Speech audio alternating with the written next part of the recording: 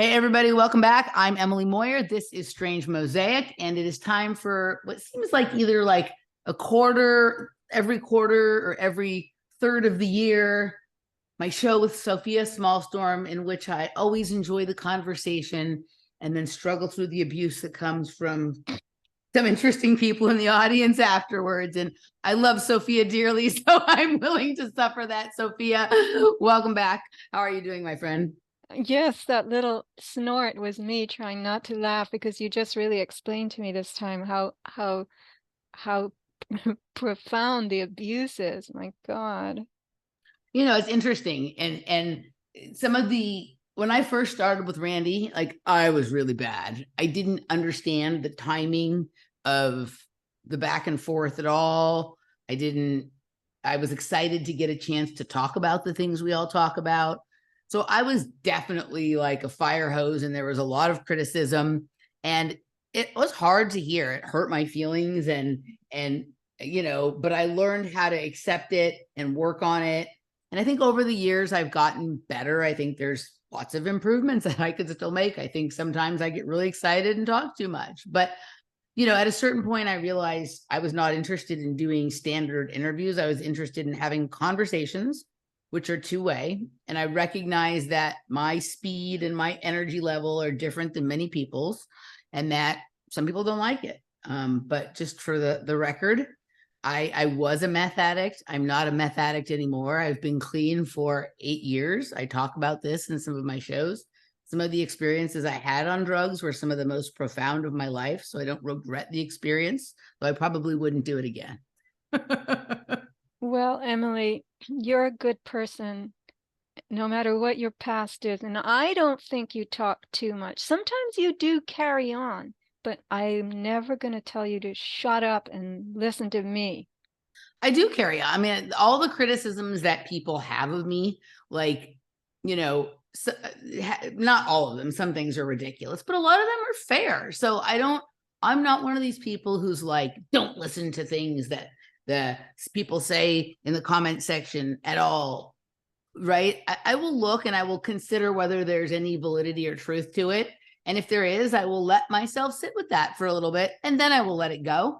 And I think that it's been part of my development as a human being and becoming more self-aware and just a better communicator, a better person to be in relationship with, whether that be as a friend or people I work with or with Laura or whatever. So I try to give them the weight that they're due, but no more than that, and then move on. Mm-hmm. Well, good. Well, Emily, let's stop having you sell yourself or excuse yourself. Let's get going, all right? All right. So you had an interesting fishy newsletter that you sent to me, and I read it on my recent work trip. And it was interesting on its own, just as being about fish, but also like the one-to-one comparison to like what's now happening to humans, and that what we have done Mm-hmm. to other species, we are now literally doing to ourselves. In some cases, people are just allowing it to happen to them. In other cases, people are doing something to other people that they think won't eventually ensnare them. But I think on many levels, this is interesting. So let's get it rolling. The end of the wild. Yes, The End of the Wild. And Emily, this all comes from a book that I discovered. There's one of those free book hutches where neighbors trade books. I think somebody on my street or in my neighborhood has really some amazing uh, books that they have put in there. The great taste in books, let's just say, because I've pulled out a few books from there and I'm just so excited once I start reading them. They are, I said, about this book that it was delicious, meaning you just want to keep reading, keep reading. It doesn't even matter what it's about. It could be about anthills, right? So this book, which I watched on my staircase, I put stuff on my staircase that I want to pay attention to, and I leave it there for weeks. And sometimes it's a book, sometimes it's something else. And this was a book called For Fish. And it was written in 2010 by Paul Greenberg, who is actually a professional writer, very talented writer. And it was about the fish that you now find everywhere in supermarkets, in restaurants. There's like 4 fish. That's it. And he commented that once upon a time, people would go down to the creek or the stream or the pond or the shoreline, and they would cast a little, um, what do you call it? Cast a hook into the water, and they would patiently wait, and they would collect a fish or not. Sometimes they took a little boat and they rowed out a short distance and did the same. But a long time ago, most fish had to be waited for. That's how you caught them, by hand. And there was such a variety. I mean, all kinds of fish. Wherever, even in a small area, there in a pond, there would be more than one kind of fish. And he, as a little boy, he lived in Connecticut, and there was a pond near his house when he was 10. This was 1978 around. And this pond emptied into a stream that went into the Byram River, that went into the Long Island Sound. So in the pond, when he first moved there as a small child, he used to collect little fish and bring them back. Largemouth bass, the name was. So maybe they're not so little. And he would bring them home, and he and his mother would cook them and eat them. And then suddenly they all disappeared. So he tried following the pond to the stream, to the river, to the Long Island Sound. And there were no fish anywhere along that route. Okay? They were gone. So he saved his money, got a used little aluminum boat, and he started to fish in open water. Now he found, this would be the Long Island Sound, which is protected by Long Island from the open ocean. So here he found flounder, mackerel, blackfish, bluefish, and the fish availability varied with the seasons. There were different ones in different seasons. And he actually caught a bunch, and he would sell them to his underpaid teachers in the parking lot of his school. How do you like that? Selling things to people who are underpaid. Yeah. So later in his life, he observed as an adult that the types of fish being offered in markets, even open air markets, was really going through very noticeable attrition. So the word for standing patiently, casting a line, and bringing in a fish or not. Actually, I have to say this now. I'm sounding like a rambler, but I don't care. So I had a friend that I worked with many years ago, and she had a battered Volvo that she drove to work every day. And it had this old faded bumper sticker on it, which said, "A bad day of fishing is better than a good day at work." I've seen that bumper sticker. Yeah, it was great. So anyway, so this is called wild catch. Fish that you reel in by hand, that you wait patiently for one at a time, is wild caught fish. And Paul Greenberg found that no matter where he went as an adult, whether it was in Florida or Virginia or Maine or Washington State, that there were only 4 types of fish that appeared in the markets and supermarkets and restaurant menus, and that these had nothing to do with what swam in the waters adjacent to that market or that town. They were always the same fish. So before you got to the names of the fish, did you know what they were, Emily? I was pretty certain that, and I was right. I was pretty certain of what they would be. Mostly just because I eat in restaurants quite a bit. Like I eat probably more meals in restaurants than I eat at home, at least of dinner, like breakfast and lunch, probably more at home. And so I see the level of homogenization that there is on menus, both in terms of like the main items and then their preparation. And those were the fish that I expected. I wasn't certain, but I wasn't surprised. And so, yeah, I think that's pretty much right. Like I'd say 90% of restaurants in the United States do not deviate on any regular basis from those 4 types of fish. And should we tell our poor panting listeners what they are? Absolutely. I am going to pull it's salmon, cod, sea bass, and the last one was, hold on a second, I have the list here. It but begins with T. tuna, yeah, tuna. I was gonna call it bluefin, but yes, tuna, right? And so those are the four. And you Mhm. know, I think tuna is largely relegated to like more Asian or Asian themed restaurants. So you won't, I don't see that necessarily on every menu, but at Asian restaurants, particularly Japanese restaurants, that is the most common fish. But the other three, salmon, sea bass, and cod, like I could take you into 90% of the restaurants here in Austin, and they would have either one or two of those other three fishes on the menu at every single restaurant. Yeah. Yeah. Yeah. So I wasn't aware that this had happened because I quit eating fish many, many years ago. And yet I was extremely interested in this book and the story of this truncation. He said that each fish, his book is divided into 4 sections, and they're titled salmon, sea bass, cod, and tuna. And he said each type of fish represents a shift in the way human beings have sought to, we used to call it hunt other species for their sustenance, but now I would call it mastery, domestication, management, Yep. production, right? So the end result of all this mastery and management and production is the disappearance of wildness. So this disappearance of wildness, ironically, is what people pay a lot for in restaurants and stores.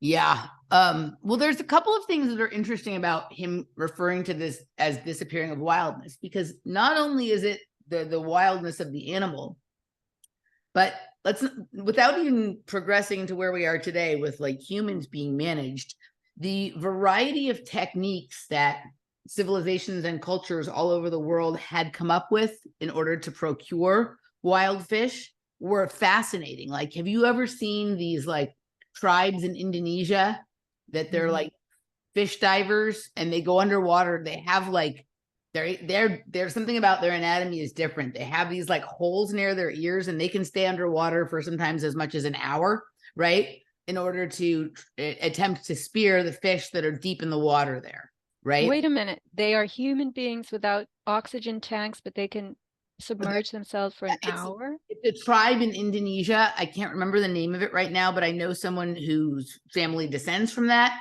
So I can get the name. But basically, that's like what they're like, that's the main gig about their tribe, is that they're kind of like the underwater breathers, right? And if Wow. the you know, UN wants to go in there and do you know what to them to you know to try and, you know, domesticate them, right? The UN and the World Health Organization, you know, this is one of the tribes that has been has really tried to remain not separate, like they're not one of these untouched tribes like in the Amazon. They communicate with the outer world, but they've done the best they can to maintain this unique skill set of theirs, right? That is under fire for sure. And then I also used to watch this television. I've always been obsessed with the fishing shows, which I understand to be probably part of the problem, but I find it fascinating to learn this stuff. So I've watched the like large scale operations on like Deadliest Catch and whatnot. And but I've also watched a show called River Monsters. I don't know if you've ever seen it. I have. I don't know that I've watched it in at any length, but I know those Deadliest Catch and River Monsters. River And Monsters is more this guy who's interesting in finding out about these legendary, you know, stories about these gigantic fish that swallow people whole that exist in some of these rivers and far off places and, you know, countries that we don't think about and whatnot.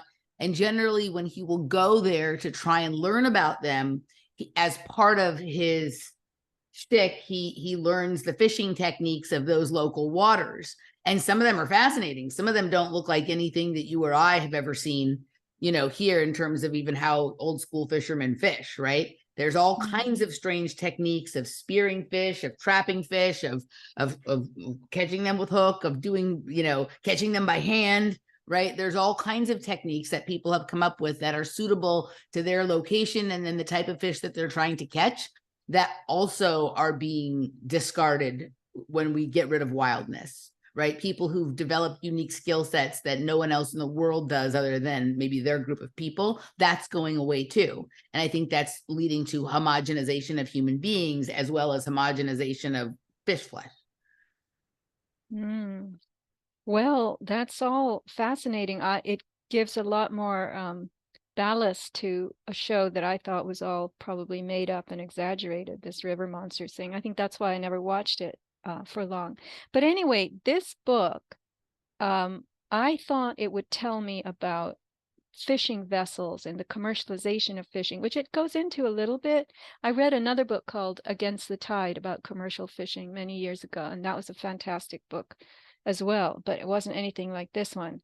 So this one really concentrated on human ingenuity, Emily, how it would be like just one person or a couple of guys or a lab or something, and they were working and working on one fish in general, one type of fish, trying to get it, let's just say, domesticated and produced in greater numbers.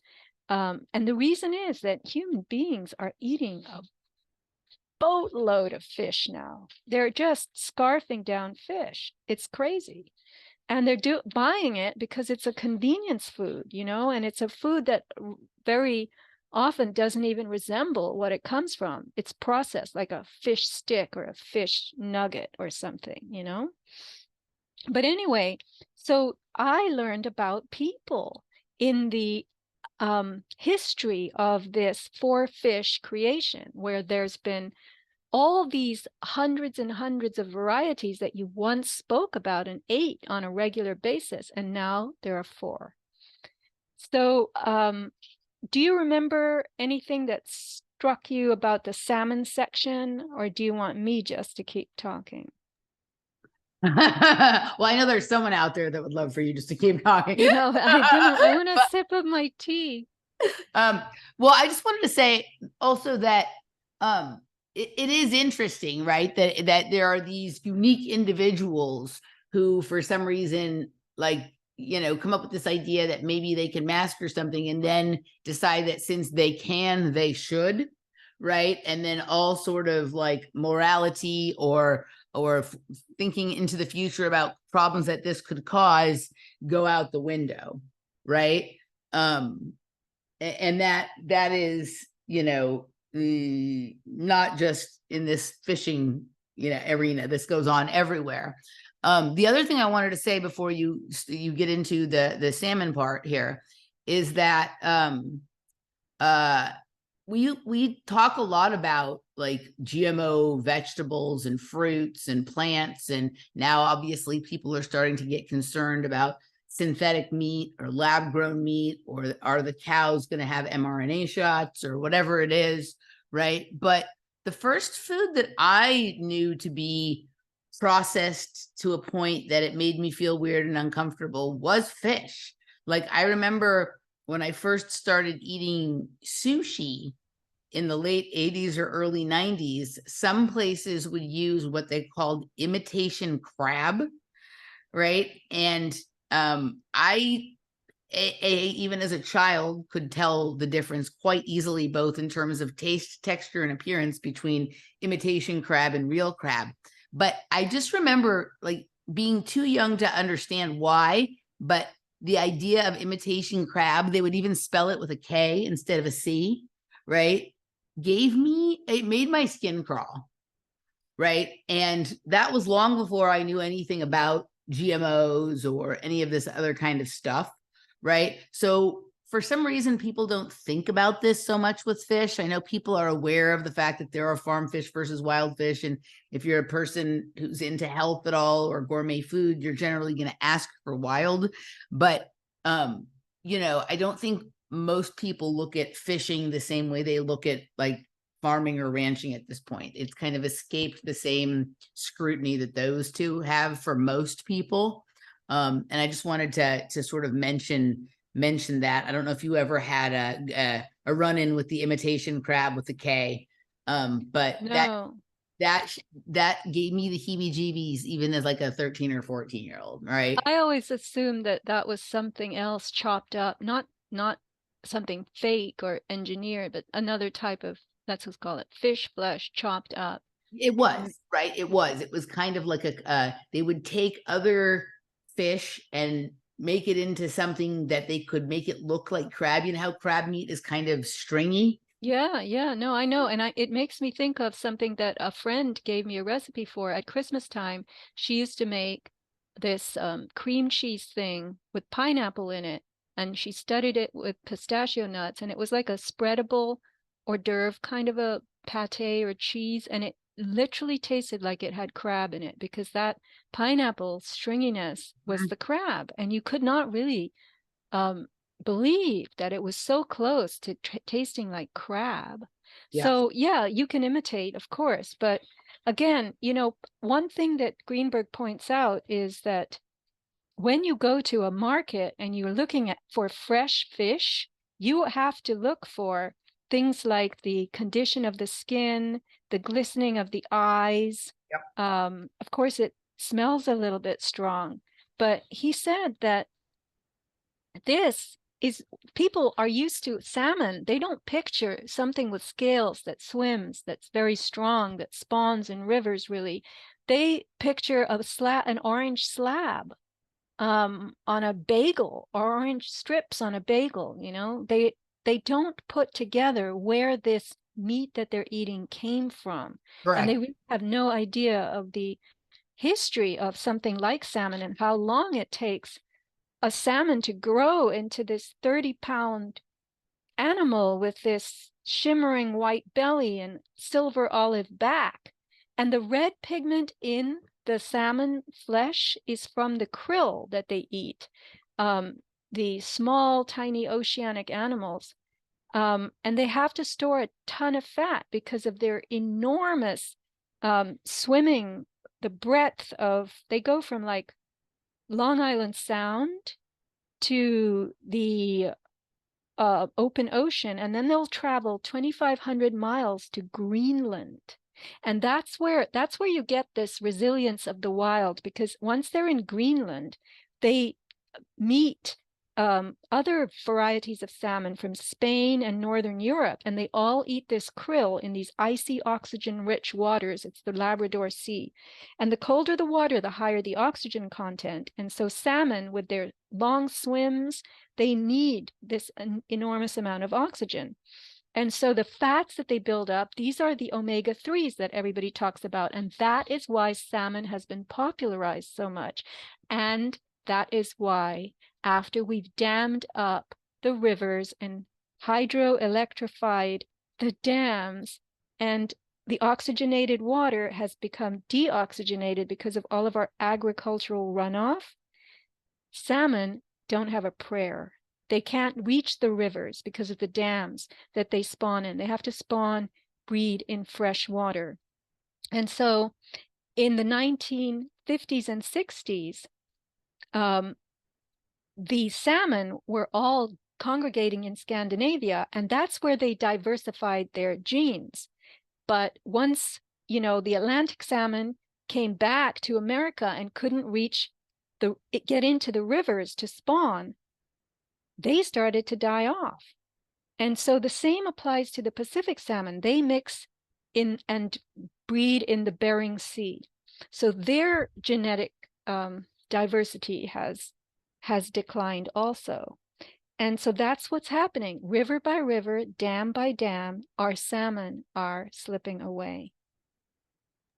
Yeah. I mean, Sam, there's quite a big difference in like what different salmons taste like. And I think what you're alluding to is the reason why. Let's forget about the farm salmon for a minute and just go with the salmon that they claim to be wild, right? I like salmon raw. I don't like it cooked. It has a strong flavor that's too strong for me generally.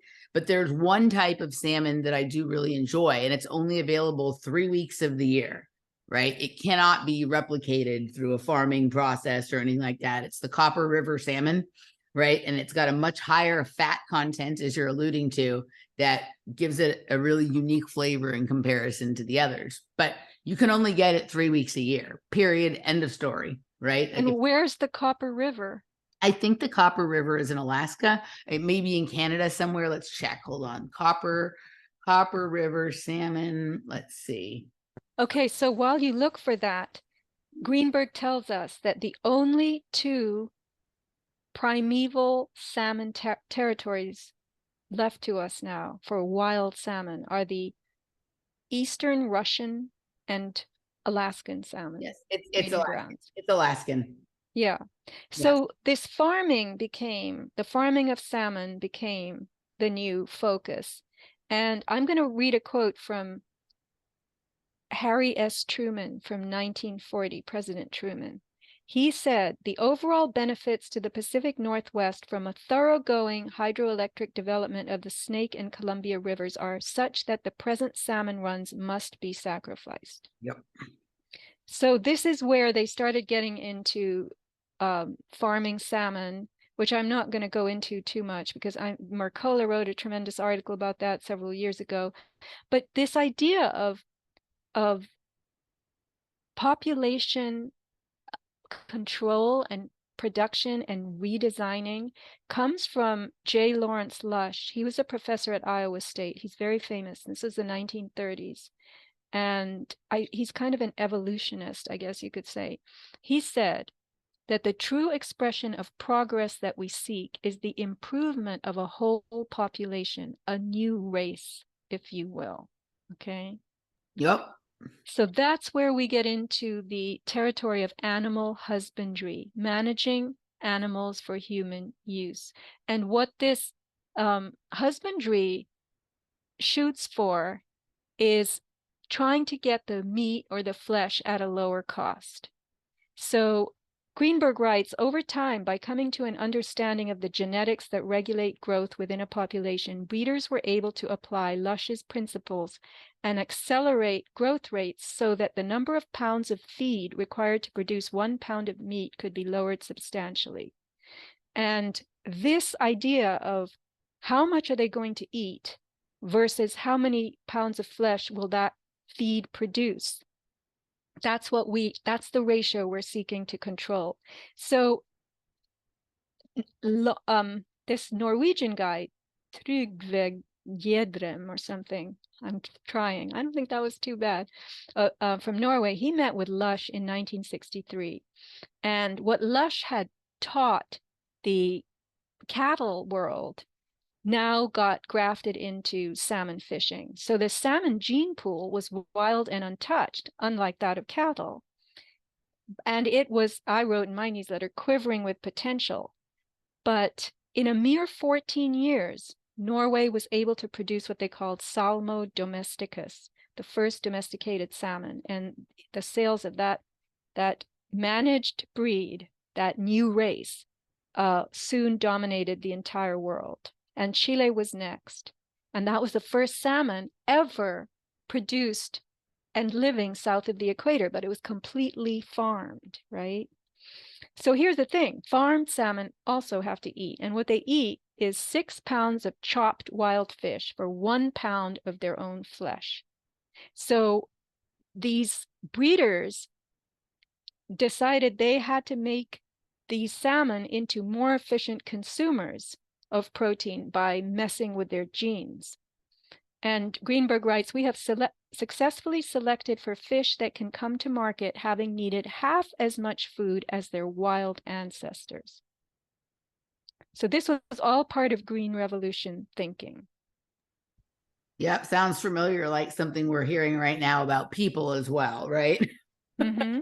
That's right. Eaters, we need to prevent them from eating specific things and, you know, get them eating this other stuff and whatnot. And everyone's free to choose what diet they think is best for them. I'm not passing a judgment on diets, but when you see there's starting to be a movement to convince people who, you know, you have certain people calling people useless eaters, and then those same people are also suggesting to said useless eaters what their diets should be. And the proportions are starting to match up to what you're talking about in terms of, like, you know, like we want people to consume less food per pound, right? And you know, produce more data. So we don't need them exercising. We need them sitting still at their computer, eating as little as possible. And the thing is that most people over the last few decades, with the Green Revolution and farming practices changing, have accepted Yep. crazy stuff like chicken bits that they don't even know what it is, fish sticks. And so I say in my newsletter, as long as Joe Public doesn't care what he stabs with his fork, and as long as he can get it for a couple dollars in a can, this is where it's going to go. Joe Public doesn't want to spend a lot of money on fish. He wants to eat salmon that's cheap, and he doesn't care how it got to be so cheap. This is my point. It does seem to me like the time period that you're pointing at here, or that Greenberg points at in his book, coincides with the rise of the popularity of what they call the Mediterranean diet, right? Which encouraged a lot less like consumption of meat and a lot more consumption of fish, right? Particularly, of fish and things like, olive oil and whatnot, right? But it's interesting that there's, that it coincides with everything you're talking about here. So the push was from both directions, just like we see nowadays with other things happening. Continue. Well, yeah, Emily, you're talking about people who are a little more sophisticated, who are aware of the Mediterranean diet, or in the old days it was the Scarsdale diet, or some Dr. Atkins, or some Florida diet. Remember all those diets? The Yes. South Beach diet, or The I don't 90s know. were the craziest for that. The South Beach diet, the South Beach diet was like weird. It was like, I remember reading one of those books, maybe it was the South Beach diet, that literally told me to go to bed with my banana. Like you could have one banana a day, right? Mm-hmm. But you should savor that banana. In fact, maybe take that banana to bed with you and eat it like you would a morsel of chocolate or something. It's just ridiculous relationship with food kind of stuff, right? But yeah, there was the Atkins, there was there was another Scarsdale. That was Scarsdale. big. There had this like other one that was like Diet Zone, Pritikin the Zone diet. diet, Pritikin diet, right? All Yeah. diets like the 80s and the 90s, everything was like low fat and all of that kind of stuff, and all those things that were low fat had a ton of sugar in it. Nobody seemed concerned about sugar at that time, right? But yeah, no, I know what you're talking about. But And yeah, they were all the brainstorms of doctors, like Dr. Atkins. Dr. Nathan Pritikin was also a doctor, I think. The yep. South Beach guy was a doctor. I don't remember who did the Scarsdale diet. But anyway, then, I mean, those are the more sophisticated people. But then there's the very average person who goes to, I mean, I don't even know, Emily. I hear these names of places that sell grocery, like grocery outlet, Smart and Final, Yep. and they're all carrying organic, but I went into Smart and Final because it was next to a water store that I used to get certain kind of water from. And I would go in there, and sometimes they did have good stuff in their organic department, but it was usually close to going bad because so few people bought organic stuff from Smart and Final. They kept it till the last day that they could. But anyway, maybe they have better stuff these days. I don't know. But anyway, there is a type of consumer that just wants to pay as little as possible and wants to know that he's eating an expensive or delicacy food. And this is the other thing that Greenberg says. He says, why can't we keep delicacies for special occasions? Why do we have to eat, for instance, bass? Now we're moving into the bass department. Bass were a very highly prized catch, that type of fish that you ate. I mean, from the days of the Romans, you ate them at parties. You didn't have bass as a daily thing on your dinner plate. So people just I remember when we were little, my parents would make these smoked salmon canapes for guests. And oh my God, they were so delicious. And we kids were only allowed to have one if there was anything left over. And it was once in a blue moon that we got to taste this stuff. But today, all of that has changed. So the second of the fish in his book are sea bass, and the third is cod. But he is very, very adamant that what has happened to bass is and cod. You know, in the cod section, they have started to develop substitutes for it. So we're going to get into some of those substitutes as well. But the guy who really like exploited the bass, he calls himself the OBGYN of fish, is this guy from Israel, Jonathan Zohar. And he cracked the reproductive codes of the marine world, and he really shaped the fate of fish for many, many years. So this party fish, bass, was a fish that Israel wanted to figure out how to produce, to domesticate, because they acquired the Lake Bardawil. This was on the edge of the Sinai. And they found that the European sea bass in that lake, they could now start to farm. So the way they started it was they tweezed from the pituitary glands of thousands and thousands of fish heads. They found this fertility hormone that nobody knew about. So they took out the pituitary glands and examined them and found this fertility hormone. And this is generated only during spawning. And it happens in every act of earthly reproduction. It's not just fish. So now this is effectively a sex-inducing mechanism, right?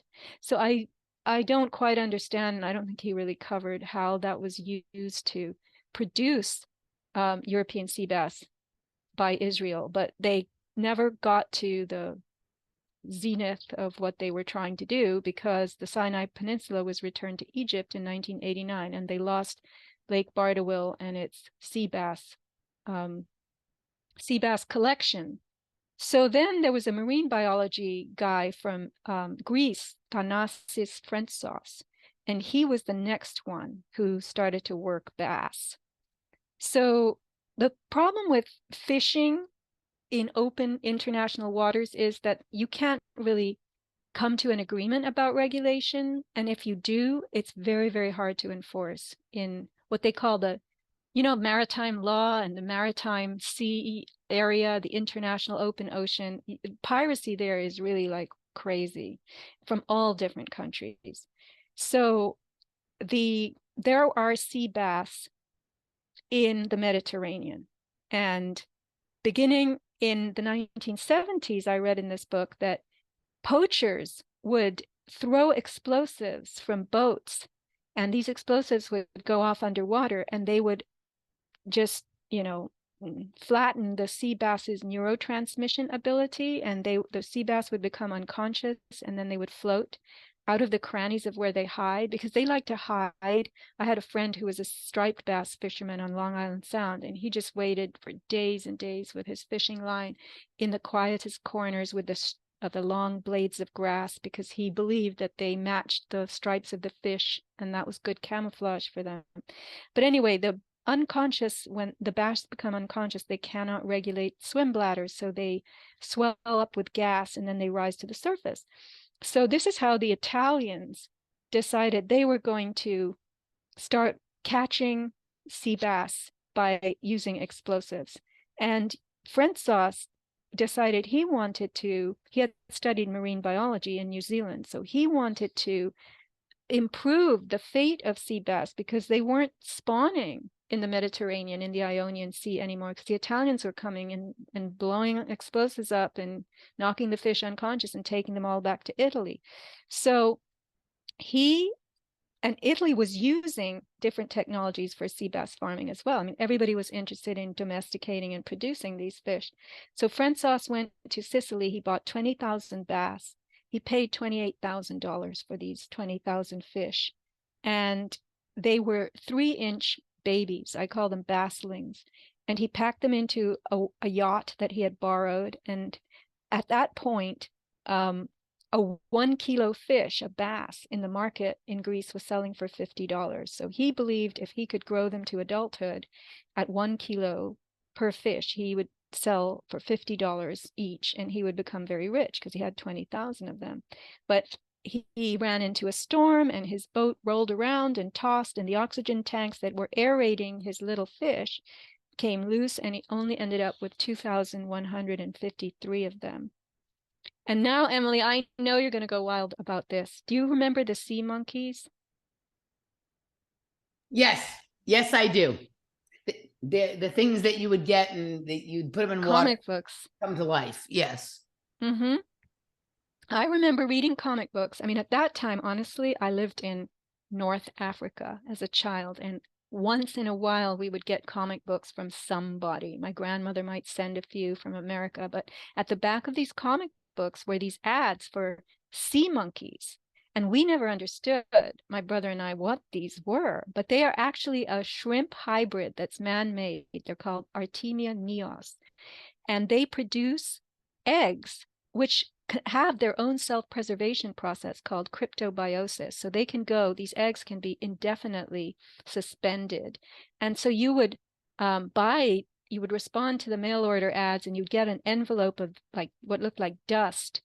And that could be turned into an instant life aquarium pet.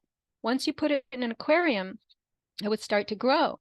So they found that man-made Artemia, these sea monkeys, were the perfect food for juvenile sea bass. So between the sea monkeys used as food and the very, indented, squiggly coast of Greece, which had all this wind-sheltered water, the domestication of sea bass became very, very easy to do. They had cages that they put them in, and then they would raise them there in the wind-sheltered water in these little coves and crannies, and then you could end up selling them for big bucks, right? So this was Greek sea bass farming, and nobody at the time could have foreseen or perceived, looked into the future to hazard the theory that so many people making domesticated bass would end up turning sea bass into a useless return on investment. I mean, the price went really, really, really, really low. So my experience with European sea bass, and there's a variety of different kinds of sea bass that are available at different sort of price points, or around the world and whatnot. But the one that I'm most familiar with is often served at specific types of Italian restaurants. They'll serve the whole fish family style. It's called bronzino, and they'll oftentimes like debone it at the table, right? This generally is pretty pricey. It's not like super duper pricey. It's not like ordering an enormous tomahawk ribeye for the table or something like that, but it's usually a dish that costs somewhere in the $70 to $110 range, but it feeds, multiple people. But it's kind of like a traditional Italian dish that is like kind of a show, the way they debone it at the table, right? So I was just looking up to see if bronzino, what exactly type of sea bass it was, and it's European sea bass. Now, a lot of people claim here that they have wild bronzino, Mediterranean wild bronzino, but they're also calling it European sea bass. So I don't know how that, I guess some people still go out and catch it wild at sea. Are all of these farms completely contained, or has there been mixing that's occurred? Do you know? I don't know, Emily, honestly. The way they say cage-free eggs, free-range chickens. I mean, it's all kind of nebulous. A cage-free egg comes from a chicken possibly that doesn't live in a cage, but it lives in a little pen and it scrabbles around in, 3 square feet. That's it. Even when they say free range, they don't tell you how big the range is, where Right. it is. The other thing with farming that's interesting is like, I know like there's many different processes that they call farming. Like I, for example, like oysters, right? And like there's oysters that come from specific farms, but that doesn't mean the same thing that it means with this kind of fish farming. It just means that like people own the piece of property the little cove is on, and they've enclosed that so other things can't come in and get it or mix with it. It doesn't mean that they're doing things to try and unnaturally generate oysters there, although I'm sure there are some people that are trying to do that, right? So sometimes the language gets confusing. When you were describing these areas in Greece, right, that have the coastal nooks, like it's all craggly and whatnot, like I wonder, okay, are these enclosed? Is there like a complete separation between those farms that are being fished, or is it really like more like what happens with Monsanto, where some of the fish that are modified are getting out and being with other fish, and therefore this is creating some mix over to the point that we don't actually truly have what we would refer to as wild fish anymore, right? Right.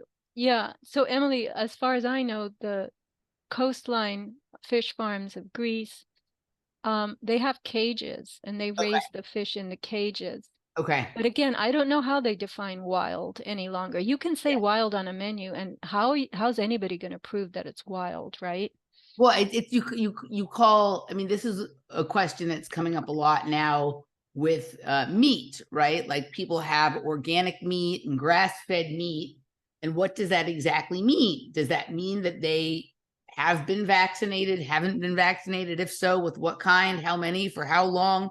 Or is it just referring to the fact that like they were not fed any, they all the vegetables that they ate or the grass or the seed were organic? What does it mean? Right? We don't know. Listen, you were talking about the oyster farms, and I remember this was many years ago. We had a green thing that flooded. It was a form of, I don't even know what. I put it on my sharks website. It's somewhere there. Showed a picture of it, but we had to swim in it all summer, and it was bright. It made the water bright green, and it frothed, and it smelled of dog food. And I found out sometime during the summer that an oyster farm north of us, somewhere in LA, had this was the feed or the nutrient that they gave the oysters, and it had made its way down the coast in tremendous quantities. There had been some kind of spillover or something. But the fact that it literally smelled, you know, that wet dog food that people put that kibble in bowls and then it gets all like it's spongy. That's how it smelled. It smelled of carbohydrate. Okay. That's disgusting. Look at this. Look what I found. For people who are just listening, I'll include a link to this picture in this article so people can see. This is an article titled "The Fantastic Geometry of Greece's Fish Farms from 2,000 Feet Up." Right. So what it looks like they've done is created some enclosed pools, like people who have those what do they call those pools that are not in the ground that people get in their above ground pools, pools or doughboys or whatever they call them, right? That they're out there right off of the coast and they're enclosed, but it's actually, so it's the ocean water, but it looks like it's enclosed. Yeah, but you know, that. Yeah, so it's interesting how they look. You know, that's kind of disturbing. Like this place is saying it's fantastic. I'm looking at that and going, that looks kind of disturbing to me. It's kind of like the have you ever seen that pharmaceutical ad that has people in a bathtub in the forest, but the couple are in separate bathtubs out in the forest? Have you seen this commercial? My mom used to laugh about it because it was like a commercial for like some male enhancement drug, but the people were in separate bathtubs. My mom, that was like hilarious, right? But I'm looking at this and it's like you're out in the wild and you're in an enclosure. It's like it would be better just to be like on land in some tub place to look at if your life is going to be in a tub, right? I mean, But look at the coastline. This is the coastline that allows the wild bass to develop in all those little nooks and crannies, those little fissures. And so I guess they were putting cages into those fissures and keeping a few bass in each cage. But now this is what they've come up with as a better solution, is these above ocean pools, right? Look at them. I mean, it's terrible, terrible looking. And look at the way that they're sort of, it looks like there's some fish line, there's like line connection. Well, those are ropes that hold them in place, I think. Those are lines that hold them from buoys that are there in the middle. Some of these have like a little square one connecting the round ones. And my guess would be like, if they're like, right, that this one over here has like a little platform with something off of it. It looks a little different. My guess would be that this is not a perfected process, and some of these engineered fish do get out into the ocean. And I would be curious to know if anyone has tracked what that is what, if anything, that is doing to the wild population. Well, again, it depends, are they genetically tweaked or are they just farmed? I mean, Right. there's two different possibilities. So let's move on to cod. So Yeah. cod, I called it the gold mine of the North Atlantic, and they move in these giant, giant schools. It took me a while, I was reading about them, to come up with my own description. So I will I will read my description of them. Cod were the gold mine of the North Atlantic, moving in huge schools across the food-rich shoals of the ocean floor, where sunlight and currents breed the rapid growth of a vast range of marine animals. So, if you see these, the ocean has these enormous, enormous beds in it, and the sunlight creates the ability for the algae to reproduce, because that's the basic food form in the ocean. That's the bottom of the trophic chain. It's a plant, and sometimes there's zooplankton, is an animal form of algae, or plankton rather. There's phytoplankton and zooplankton. So phyto uses light. The Basques of Spain discovered these fishing grounds, and they kept them a secret for 500 years. And they built a global trade in salt preserved cod, because people used to use salt to grow, not grow, but to keep food from rotting, right? And this is why armies were paid in salt. I mean, there's a whole show we could do on salt. Salt was a form of currency a long time ago. It's very, very valuable. Yep, I've done shows about that. Yes. Yeah, so the British came to what they called Newfound Land, Newfoundland, as we call it now, in the 1400s. And they saw these cod-filled waters, and they claimed for their king, Newfoundland. But now you get into the mid 1500s, let's just call it 100 years later. Now more than half the fish that was eaten in Europe was cod, and it came from these North Atlantic fishing grounds, and they were all caught by hand on hooks. And this fishing method lasted into the 1800s, and then came the drag nets that trawlers pulled across the seabed. And then you got diesel power in the 1900s. And now this was a huge change, epochal shift in how man caught food for sustenance. Now you didn't have to wait for it to bite your hook. You could now pursue the fish with your nets. And there was machinery that came with the industrial age, and this cut the fish into slices and blocks. And then you had ice that you could put them on, and now you could do the hauling and selling of fish and move them, to other areas and sell them already chopped up, not that animal form lying there with the glistening scaly skin and the eyes. So I have to say here that the cod, I mean, the way that we fished, Cape Cod was supposed to have a ton of cod on it. They're all almost gone now. And there's still the ban from 1994 on George's Bank off Cape Cod. And it has just been always extended and extended. But it's not just cod, it's haddock, herring, sea scallops, everything, because we have this universal global appetite for cheap and bland. And cod have now been replaced by freshwater farmed fish. And these fish are the ones that I really became interested in, because they are actually vegetarian fish. This is where there was another epochal shift in what we were presenting to people in the market. First, we had to chop up wild fish to feed salmon, and we fed bass, the sea monkeys, which was another scientific improvement, you could call it, or discovery. But now these fish, tra, which is a Vietnamese freshwater fish, and it's kind of a weak cod substitute. And then the other one is tilapia. And that one is the one that is really like moving all across the world. Tilapia to me is one of the creepiest things. I don't know. Like, I remember when I started seeing that on menus, right? I think I've tasted it once. I think right? That gives me that was the second time the skin crawled, like with the imitation crab.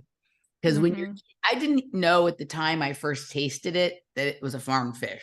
I was just like, oh, tilapia, I've never heard of it. Okay, I'll try that. But when I tasted it, first of all, it had this weird gray color to it.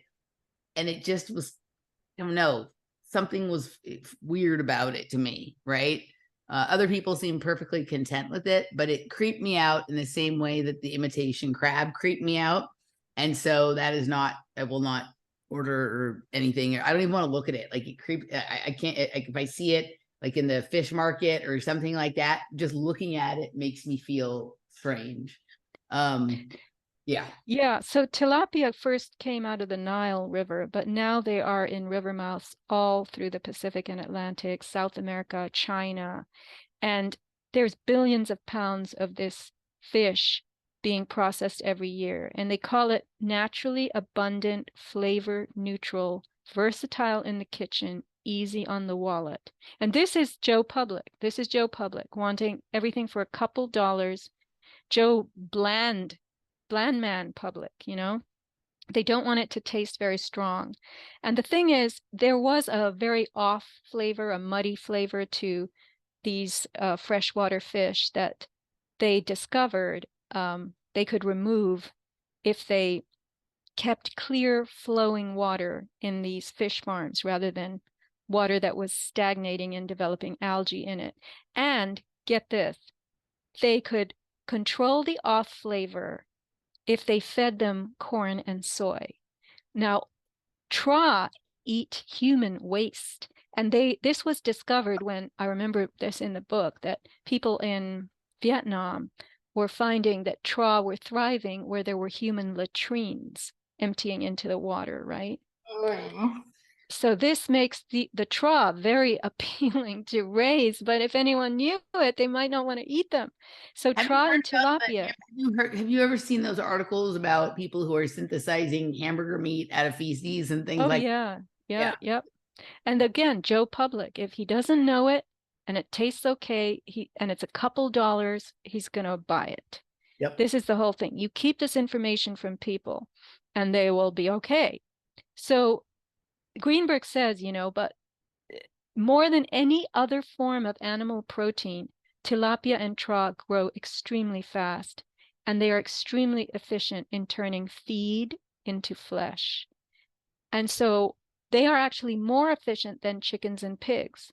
So the same soy that we would otherwise feed chickens and pigs and create less per dollar in terms of output or yield, we can do more per dollar if we give it to tilapia and tra. So, that's interesting. Like we hear a lot about all of these fires happening at like food processing plants in general, but we've heard a lot about, pig processing or chicken factories or whatever. So, and a lot of people are under the impression that it's to, scoot you over to, the bug diet or to just the vegan diet or whatever, trying to press people that way. But you don't hear anybody talking about the fact that, oh, well, if we don't have the pigs and the chicken farms, then we have more corn and soy to feed to the fish, and that's a better return on investment. So that's interesting. Yeah. And wait till you get the paleo bug diet. Right. That's supposed to make you laugh hilariously, Emily. What's the matter with you? Well, I remember the first time I ever heard the thing about the bugs. So the person who was my mentor with the nutrition and who helped me clean up my diet and ultimately clean up my life and get me off the meth and whatnot.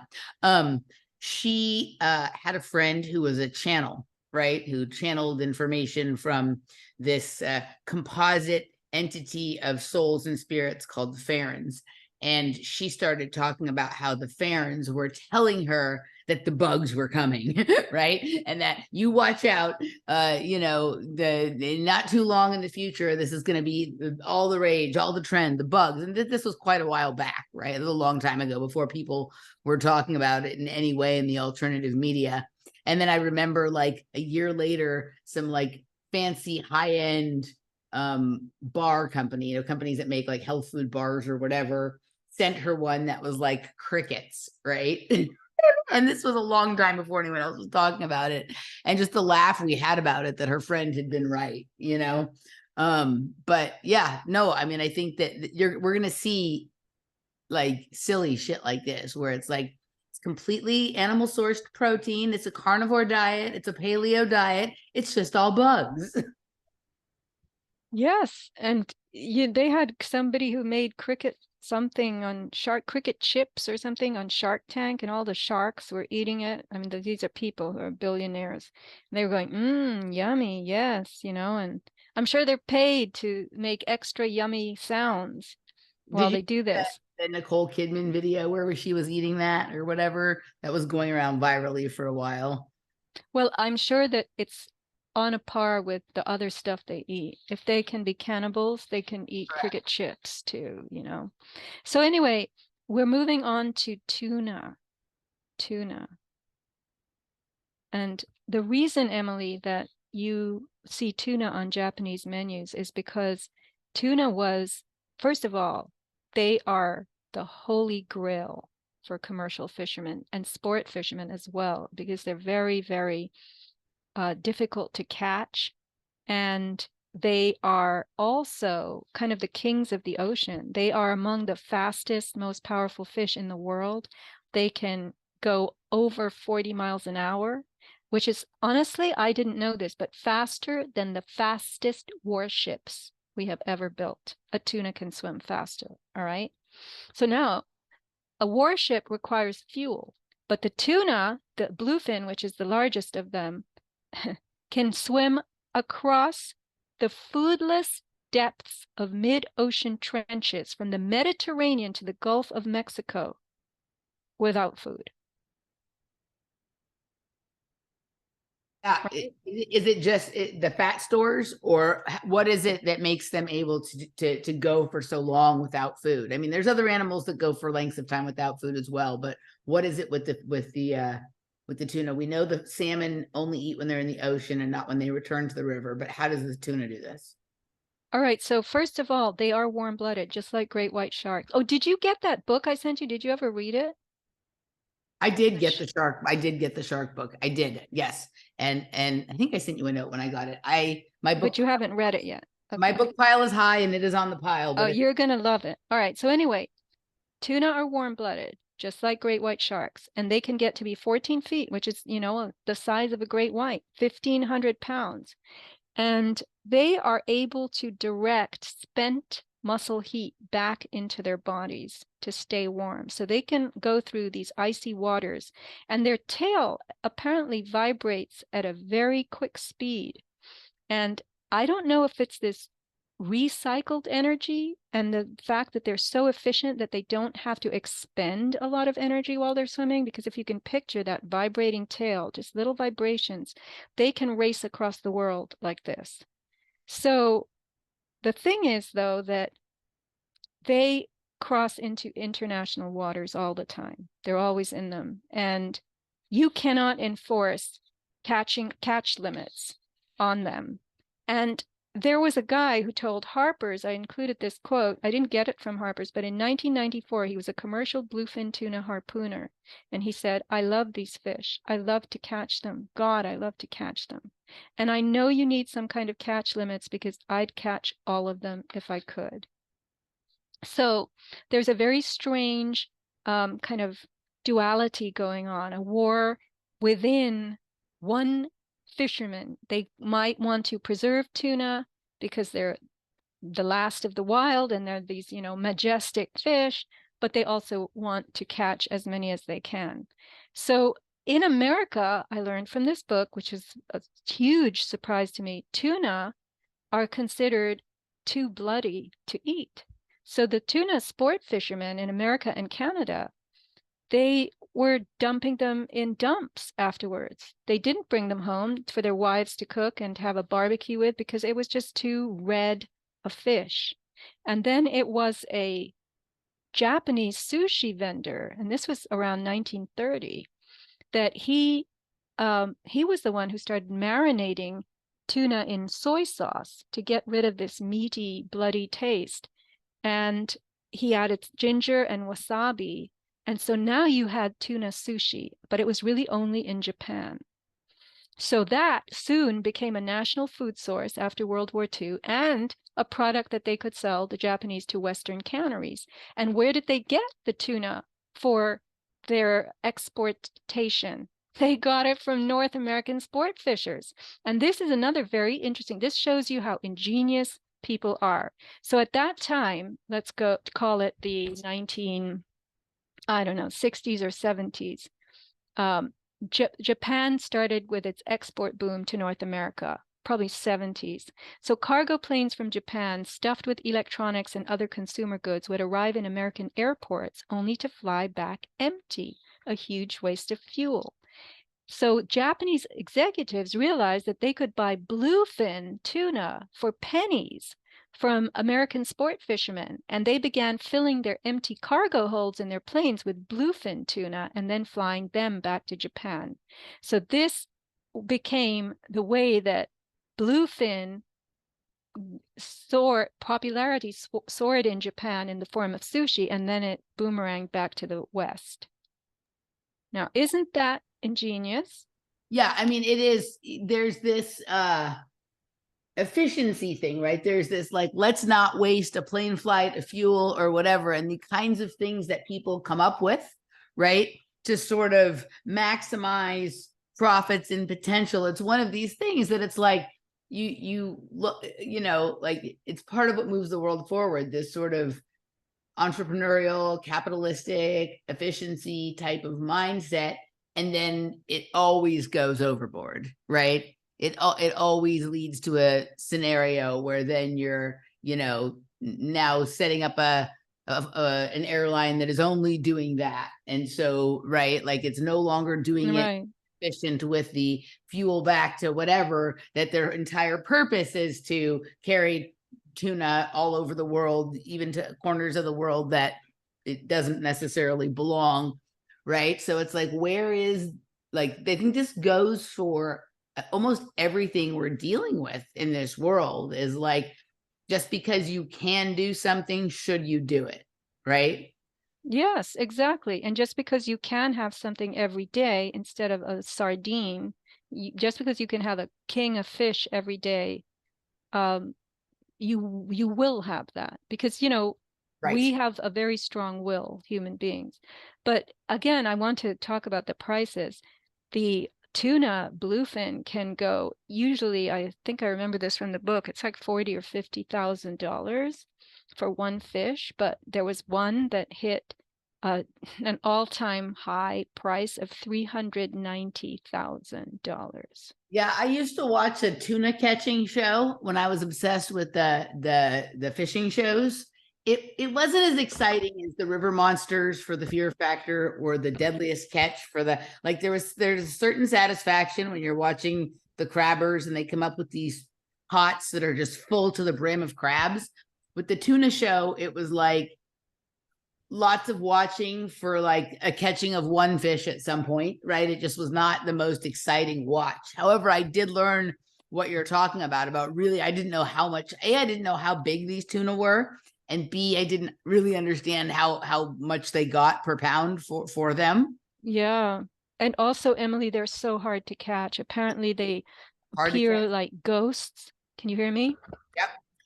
They appear like ghosts and then they disappear. And so the tuna hunter can take a boat out and he has to spend a ton of money on fishing gear and fuel.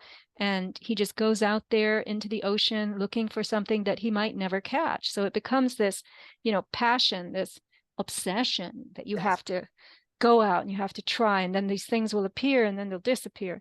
I don't know. Like I said, a bad day of fishing is better than a good day at work. You've been out in the sun doing, like whatever, in nature, in the water, sure. But you've told me some things about tuna that I didn't know, which was about this being able to swim without food, and how fast they go and the vibration of their tail. It's almost like the tuna is like the elusive free energy technology, that they're able to create more energy than they could ever use based on the way that they recycle their own energy.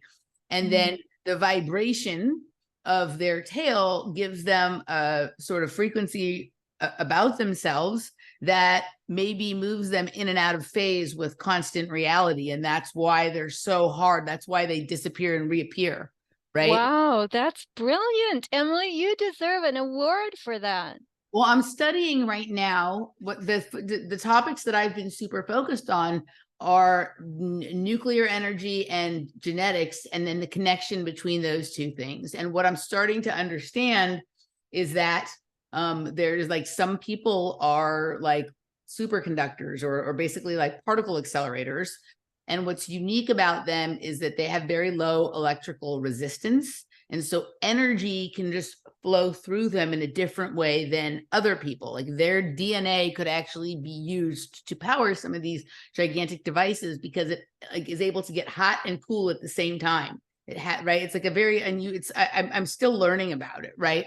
But this is all having to do with frequency and vibration. So certain people create an energy field that sort of allow for more unusual things to happen. And it sounds like the way that tuna moves around, right? They're basically running on their own energy. So they're not having something to sort of slow them down that they have to metabolize. And then they're creating this friction, this frequency, this vibration with their tail. It sounds to me like in order to catch one, you have to come into resonance with it, right? If you're out of phase with it, you're not going to be able to see it, even if it's there. So part of this is knowing where to look and all that jazz, but it's also having the right temperament and the ability to sort of align yourself with the reality that that fish is swimming in, if you catch my drift. I catch it, but then they kill it? Come on, after all that, when they're in phase with it, they kill it? Well, think about this is what people do also, right? Like there's, it seems to me that there's this elusive search for specific people that create unique energy fields that allow for unusual things to happen. But as soon as they find one of those people, they want to put them into a cage and treat them like an animal. And then that person's not going to vibrate that frequency anymore because they've lost their joie de vivre, right? So what is it? This goes to the question I asked, which is just because we can do something, should we do that? Right. And it's the same thing with fish as it is with people, as it is with, everything else. Just there's a beautiful stone in the ground. Well, we should pull all of them out of the ground then, right? Like this, if some is good, more is better attitude that all humans seem to come front loaded with, or most humans anyway. I think it's something really worth a level of examination as we proceed forward into whatever it is that's awaiting us. But yeah, it sounds to me like tuna are very metaphysical animals, and maybe have had to become for their survival, right? Maybe there's been many cycles where people have discovered this love for this animal for some reason, this love for eating it, or this love for catching it, or whatever, and that this is an ability that they have developed over time in order to preserve themselves. Well, again, they were caught by harpoons, I think. And yes. To catch something metaphysical with a harpoon, that becomes pretty tough, right? You have to come into resonance with it, right? You have to stay in the same spot, either not breathe or align your breathing with whatever movement that fish is doing or whatever it is, right? You have to be able to blend and meld. You have to come into alignment. But that's the sport fishing or the harpooning of tuna, but they have these tuna nets, Emily, and I watched some of these videos. My God, 21 million views on this one channel on YouTube, Agricultural Technology. And seriously, the fishing nets where they just drag in all these tuna all piled on one another, horrible. Horrible. And they're small. This is the other thing. They were so small, these tuna, and then occasionally you'd see a really big one in there, which might have been the mother. So it looked to me like they were juveniles. But anyway, he says, Greenberg, that we should not be eating the big fish. This business of putting a few spoonfuls of tuna into a can and using it on sandwiches, that's how I grew up eating tuna. I never had a tuna steak. I had tuna fish smashed with mayonnaise, maybe some pickle and some lemon juice, in my school sandwiches. That's how I knew tuna fish. And I had no idea what it looked like. I had no idea it was a rocket ship of a swimmer that was a metaphysical creature that we had to be in phase with just to catch, right? Yeah, no, Bumblebee. How do they call it? Bumblebee tuna. How do they even connect those two things? well, because of the vibration, the frequency. They know what they're doing, right? The Really? way the bees buzz around, right? I mean that Oh. they have a vibration about them that I think is like similar to butterflies in terms of how fast they vibrate. So yeah, tuna, we think of tuna as being a poor man. It's like the poorest man's food and then the richest man's food. Like I had the honor of like having a really nice, like super high-end sushi dinner recently. Actually, you know, a listener to both of ours treated me to a lovely, Laura and I, to a lovely meal. And after eating that bluefin tuna, that was like the highest end, you know, kind of stuff. It's like, no, that's the way you should eat it. Just like that. Like, I don't need to go to some run-of-the-mill sushi place that I don't know where it's being sourced from and have that on a regular basis. Like having one or two very small pieces of this tuna once a year or something like that, that's probably the way something like that should be enjoyed, not as like going for sushi 3 times a week. No, exactly. I mean, we have to have our treats. We can't just have the same thing every day and everything gets, I said here, if only we were willing to eat sardines in our sandwiches instead of tuna, bait fish instead of swordfish. Yeah. But the thing is, you get all these fast food specials. We don't know that it's bits of processed fish. You get supermarket sales and you have restaurant, specials and whatnot. Yeah, nobody's making farmed sardines. Yeah, they're Right? probably The not. GMO sardines and anchovies and fish like that are very small and salty and oily are actually far healthier for you than tuna or some of these others. They don't collect the metals in their bodies the same way, and they have like the right sort of ratio of fat to protein and whatnot. But yeah, it's definitely a much harder sell. Yeah, and they're so bony. Yeah. That you have to either, we had a friend who used to just pop entire sardines into her mouth. She could eat everything, the tail, the head, the backbone. And we were little kids. We used to admire how she could do that because we wanted everything taken out and off. We just wanted the sardine meat, So again, you have to, this is an art. Eating certain kinds of food is an art. It's not all mush. It becomes mush, I guess. So anyway, Emily, that's my fish newsletter. Well, thank you for the deep dive on the 4 fish of the apocalypse. It's not the 4 horse guys, right? It's the 4 fish. I love reading your newsletters. It's I've read enough of them now over the years that I know that a lot of your inspiration from these comes from those little book huts in the neighborhood or just random things that you pick up here and there. And it so nicely balances some of the other deep dives you do on this much more like weirdly arranged conspiratorial type of information, though the undercurrent sometimes is the same, and that is like man thinking they can control everything. But I love the inquisitiveness and the whimsy that some of these newsletters have. So if people have enjoyed hearing about this, I recommend that they sign up for your newsletter, which they can do where?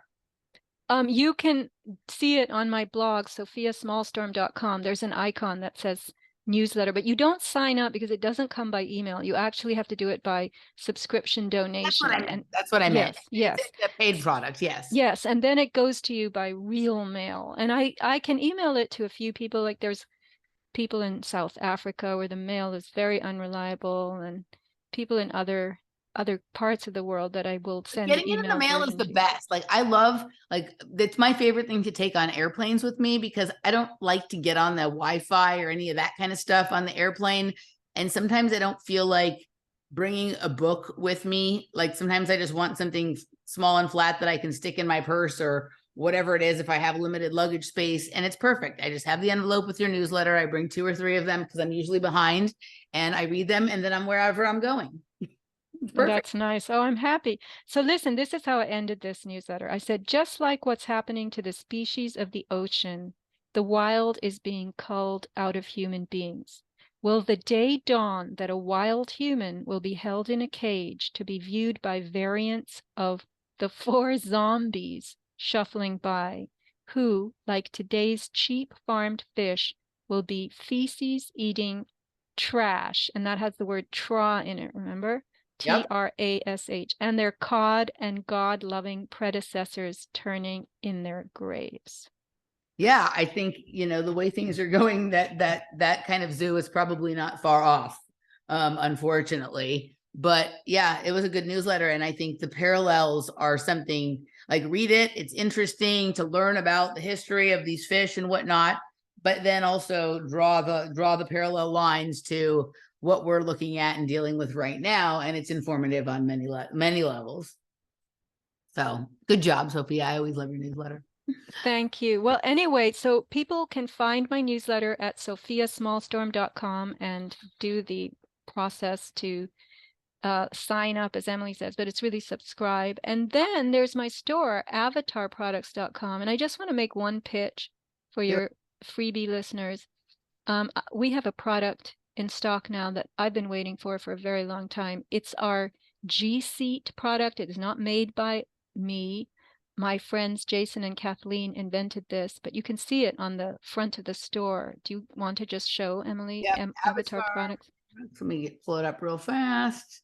Yeah, and this is a cross between their largest model and their smaller model. It's called the Elite, G-Seat Elite. And I'm telling you, once you sit on this thing, if you drive or if you use the computer or anywhere, I mean, this is such a cool thing, this G-Seat Elite right here. You're scrolling down too much right there. Yeah. It is fantastic. And we have sold a bunch of them now. We just got them like 10 days ago, and people are loving them. It looks expensive. It's $95, but it is such a phenomenal product. You can carry it with you. And once you sit on it, I took it to the postal annex thing that I use for copying, and I had a young woman try it there. She's had back pain for a long time, and she has to take days off because of back pain. And she sat on it and she gasped and she said, oh my God, it's like sitting on a cloud. And the best thing about it is it realigns your pelvis while you're sitting. It's contoured and it realigns your pelvis and passively trains you to sit better.